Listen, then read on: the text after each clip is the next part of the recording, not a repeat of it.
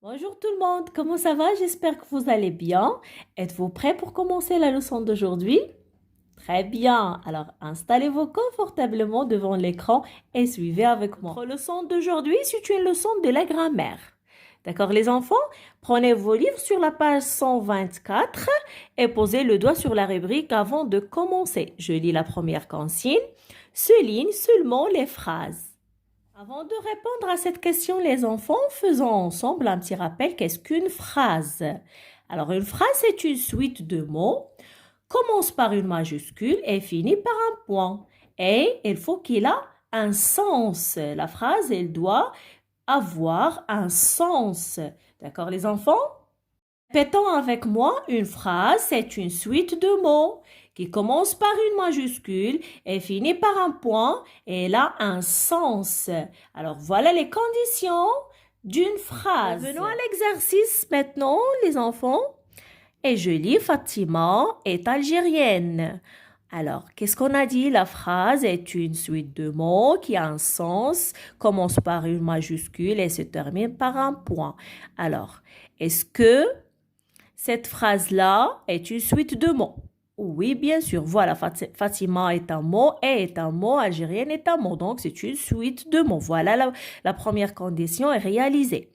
Alors, est-ce que cette phrase commence par une majuscule? Oui, voilà, on voit la lettre O, F.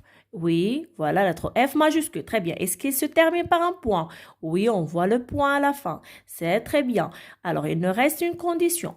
Est-ce que cette phrase a un sens?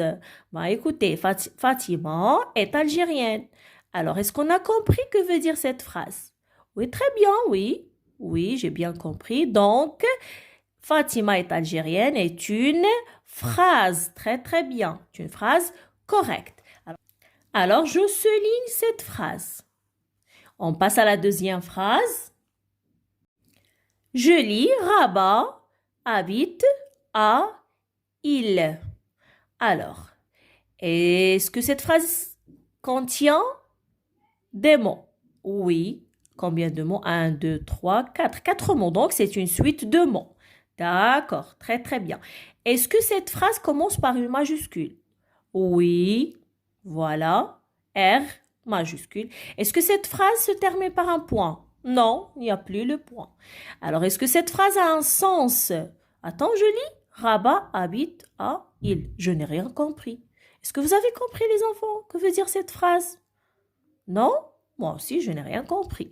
Alors, ce n'est pas une phrase correcte parce qu'il n'a pas de sens, même si il commence par une majuscule et c'est une suite de mots, contient plusieurs mots, mais ce n'est pas une phrase. D'accord, les enfants? Alors, et aussi, il ne se termine pas par un point. Alors, on ne voit pas la ponctuation ici. Donc, ce n'est pas une phrase correcte.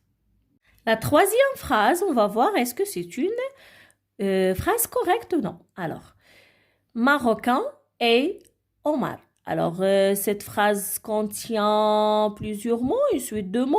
Oui, c'est une suite de mots. D'accord. Cette phrase commence par une majuscule? Oui, la lettre M majuscule. Oui. Cette phrase se termine par un point? Non plus. Il n'y a plus de point. Ah bon, cette phrase, elle a un sens?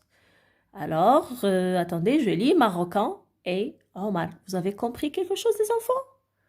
Non, non, non, moi, j'ai pas compris. Alors, ce n'est pas une phrase compréhensible, donc, ce n'est pas une phrase correcte. D'accord, les enfants, même s'ils commencent aussi par la majuscule. Mais ils ne réalisent pas les conditions d'une phrase. D'accord? Alors, on passe à la dernière phrase. Elle habite à Alger. Alors, les enfants, la même chose. Faisons la même chose. Est-ce que cette phrase est une suite de mots? Oui, un, deux, trois, quatre. Oui, il y a quatre mots, c'est une suite de mots. Est-ce que la phrase commence par la majuscule? Oui, on voit E majuscule. Est-ce que la phrase se termine par un point? Oui, on voit le point à la fin. Alors, quand je lis ce que je comprends, que veut dire cette phrase? Elle habite à Alger. Oui, ça veut dire une fille. Ou bien, alors, c'est féminin. Elle, c'est un pronom personnel qui indique le féminin.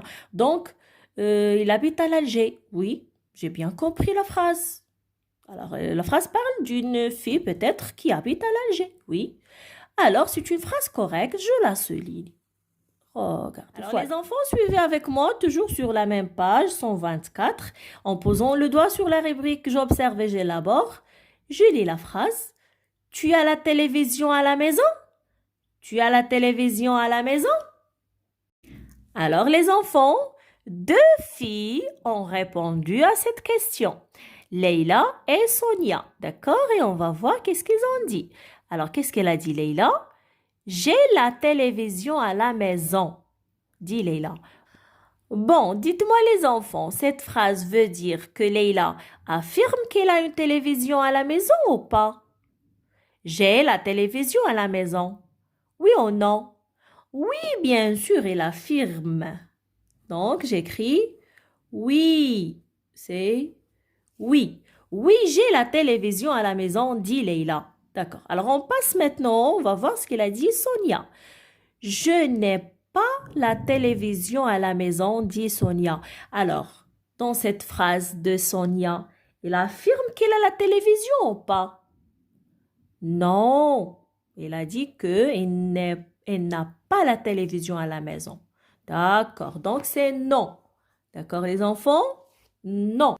Alors, les enfants, dites-moi, est-ce que Leïla et Sonia ont dit la même réponse, ont dit la même phrase? Oui ou non? Non, oui, oui, exactement, c'est non. Alors, dites-moi, quelle est la différence entre la phrase dite par Leïla et la phrase dite par Sonia? Est-ce qu'il y a une différence? Qu'est-ce qui est changé dans la phrase de Sonia, par exemple? Ah oui, quoi les enfants? Oui, bravo! Un apostrophe et pas ont été ajoutés à la phrase de Sonia. Très bien, bravo les enfants. Très très bien. Alors, qu'est-ce que vous pouvez remarquer encore? Alors, on remarque que la phrase de Leïla est le contraire de la phrase de Sonia. Regardons ces phrases avec moi les enfants. Je joue au ballon. Je joue au ballon. Est-ce que je dis oui? Oui, je suis d'accord. Je joue au ballon. Oui ou non? Oui, bien sûr, j'affirme que je joue au ballon. D'accord? Bon, maintenant, c'est la même phrase A, mais cette fois-ci, écoutez.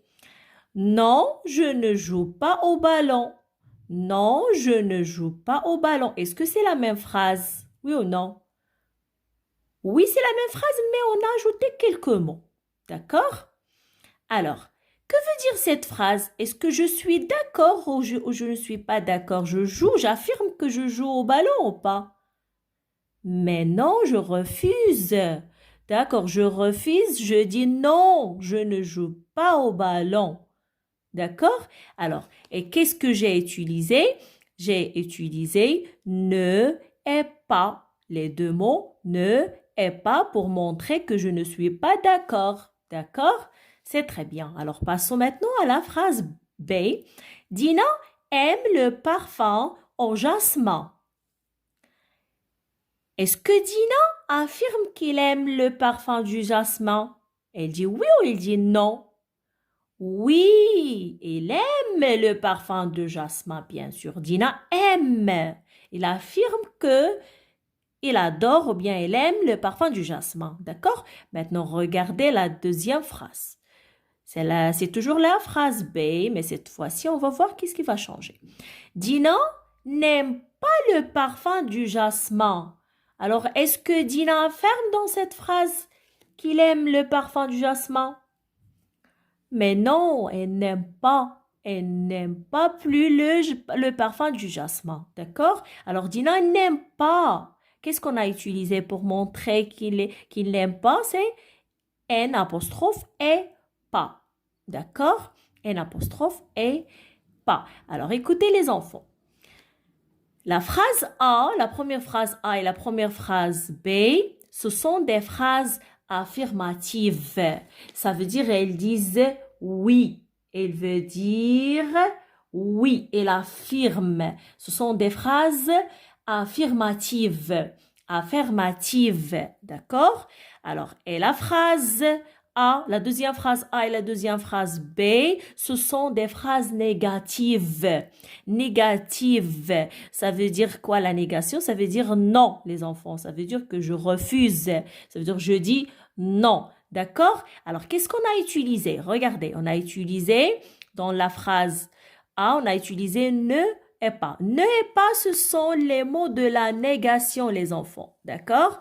Il exprime la négation. Ces deux mots, c'est avec lesquels on exprime la négation. On refuse, d'accord?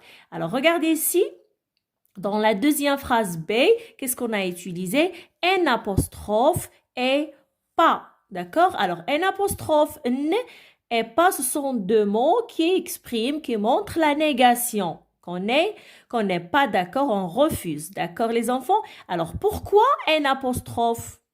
Parce que déjà le verbe, oui, c'est le mot aime, commence par une voyelle. Alors, vous rappelez, déjà, on a expliqué ça. Quand deux voyelles, alors quoi? Deux voyelles qui se suivent, on efface la première et on la remplace par un apostrophe. Donc, on ne peut pas dire ne aime